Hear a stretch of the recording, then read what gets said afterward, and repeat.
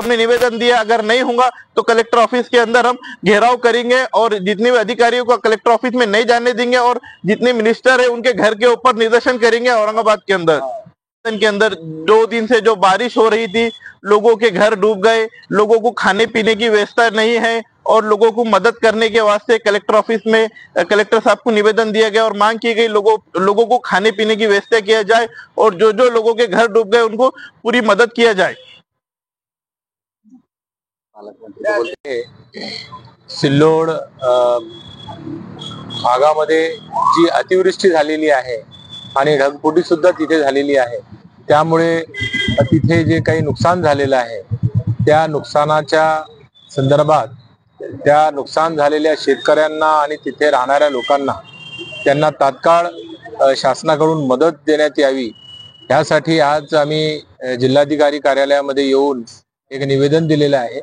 आणि नक्कीच आम्हाला आता जिल्हाधिकाऱ्यांनी तिथे जाऊन तात्काळ पंचनामे करायला पाहिजे आणि सिल्लोडमध्ये जे काही अतिवृष्टीमध्ये बाधित झालेले लोक आहेत त्या सर्वांना किती तात्काळ अशी मदत पुरवण्याचं काम प्रशासनातर्फे करण्यात यावं याबाबतचं निवेदन अनीस पटेल जिल्हा अध्यक्ष अल्पसंख्याक विभाग इकबाल सिंग जी आणि डॉक्टर अरुण शिरसाट जी, मोहीन इनामदार आणि सर्व काँग्रेस पक्षाचे जे कार्यकर्ते आहेत आणि पदाधिकारी आहेत त्यांनी दिलेला आहे।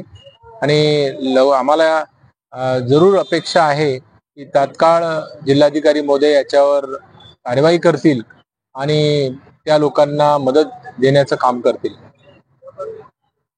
100% झालेलं आहे सर, पण ज्या घरामध्ये लोक राहतात त्यांचं पूर्ण त्यांचं जेवणाचं स्वयंपाकाचं सगळे अन्न पाणी सगळं पाण्यात वाहून गेलं, राहायला सुद्धा घर नाही, जेवायला काही नाही। आमची एक विनंती काँग्रेस पक्षाकडून की तात्काळ त्या लोकांना देऊळगाव बाजार असो, आमठाणा असो, घाटनांदरा असो, आंबई असो त्या भागामध्ये आपल्या शासनाकडून त्या नागरिकांना मदत मिळावी।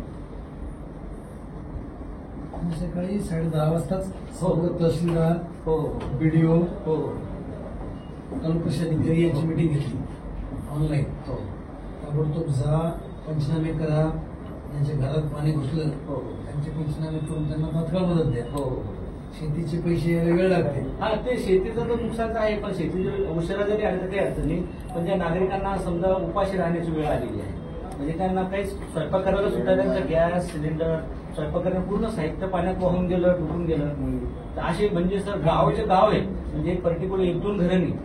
देऊळगाव बाजार तर अर्ध गाव आहे, आपलं घाटनांदरा जे आहे ते पण अर्ध गाव आहे, आंबई सर्कल आहे, आमठाणा पूर्ण ते तळ्याच्या खाली आमठाणा गाव व डोंगर आहे, तर त्या गावामध्ये थोडासा धोका पण आहे, नागरिकांची थोडीशी हे पण होती तिथे।